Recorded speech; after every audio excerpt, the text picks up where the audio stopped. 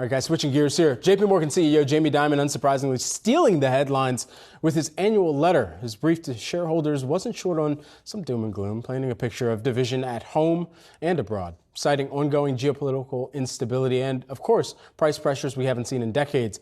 There was a silver lining around the so-called storm clouds, however, positive returns for the investment bank and a healthier-looking U.S. consumer. So the risks ahead, one issue in sharp relief, the prevalence of AI. So is JPM's 200-person research squad solving that for him?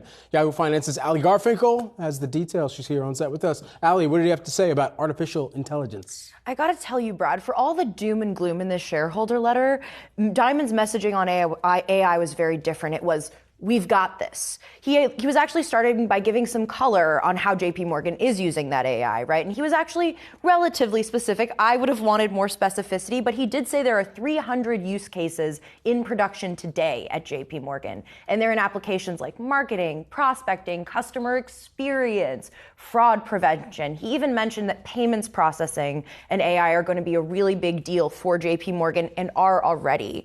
But why is this crucial to them, right? Yes, Dimon is responding to the cultural zeitgeist. Even he feels pressure to do that. And yes, I think he's looking for the benefits AI can offer, but he was also very direct about wanting the protection that AI can offer. He even said point blank, we're doing it because the bad guys are using it too. He didn't specify which bad guys he was referring to, but he was pretty clear he was worried about the security concerns if he doesn't adopt AI.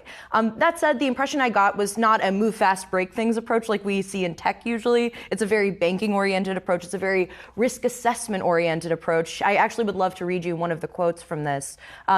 We take the responsible use of AI very seriously and have an interdisciplinary team of ethicists helping us prevent unintended misuse, anticipate regulation, and promote trust with our clients, customers, and communities. So how do they do that, right, is the next obvious question. Well, and Meta used to have those people. I think they just fired them. And JPMorgan picked them right up. Yeah, I think, banking is supposed to be boring, I think, as we might agree here. There are people who disagree. They say it needs to actually be more innovative. Yeah, well, I think it should be more innovative, but at the same time, you don't want to hear about it in the news when everything blows up. That's my kind of boring banking that I want. But just in terms of the fintech landscape here, how is AI permeating it? We know JPMorgan, Jamie Dimon has to be on record because this is the next big thing, and it's here. It's in the public forefront. But what's behind the scenes here? Well, it's really interesting because you do get the sense that part of this was just him wanting to be on the record about AI.